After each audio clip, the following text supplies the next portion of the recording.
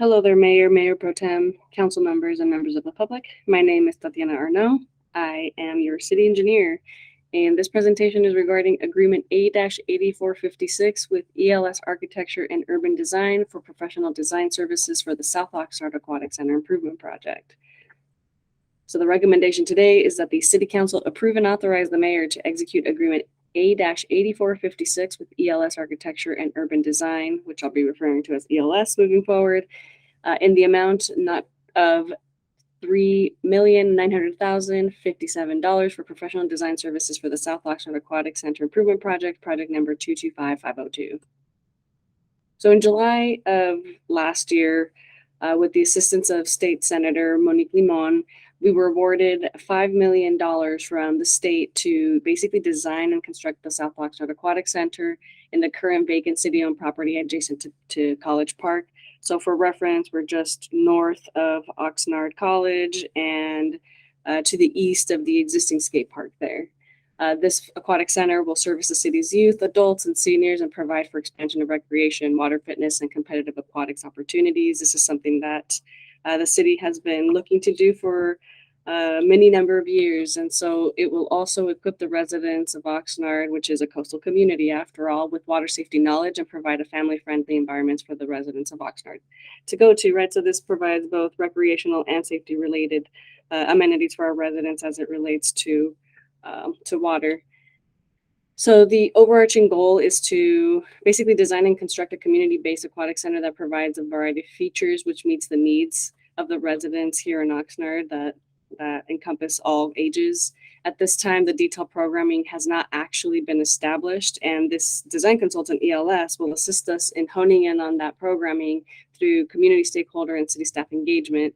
Obviously, we're going to be factoring the cost of construction and any subsequent cost for operation and maintenance into that program. But generally speaking, the idea is we're going to get everybody in on helping with coming up with the ultimate programming for this aquatic center, and ELS will be there to help shepherd a lot of this.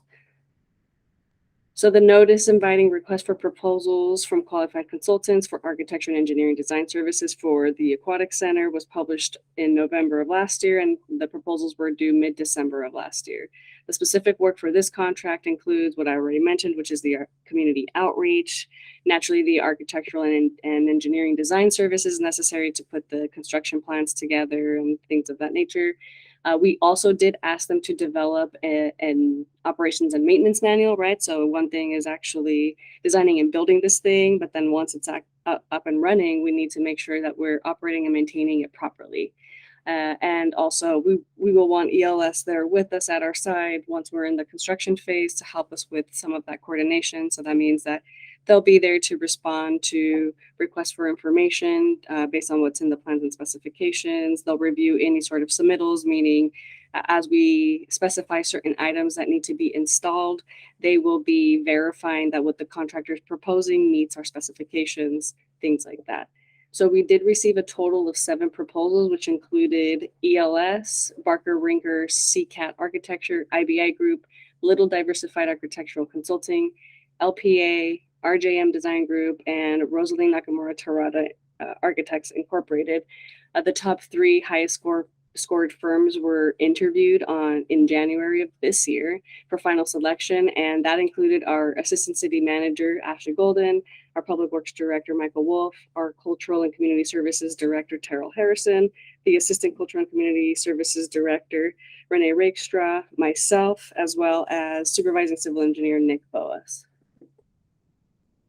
So this outreach phase is actually anticipated to take approximately 3 months and inclusive of 3 community workshops, each of which will progressively gather input from the community based on basically ELS is going to come up with an initial design concept, and through these community workshops, we'll start honing in on what that programming looks like. So every community workshop, as people attend those, they'll see that, you know, just the amenities and the way that they're situated on the site and things of that nature. It's going to be morphing a little until we have basically something that as a community as a whole, it's agreed upon, and then that's what we move forward with for our actual construction documents. So once we get to that phase where we need to put the construction documents together, we anticipate that that's going to take approximately 10 months to complete this project. And after that, we'll be submitting to community development for actual permitting and whatnot, what's necessary before we actually put this project out to bid for construction. As far as the financial impact goes, the total cost for this agreement is a not to exceed of $3.9 million.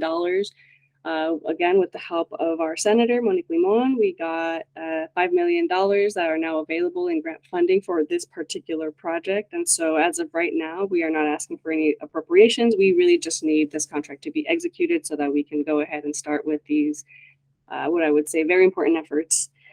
So that does conclude this presentation. Again, I thank you for taking the time to listen in and to view the presentation. I'm happy to take any questions. Thank you.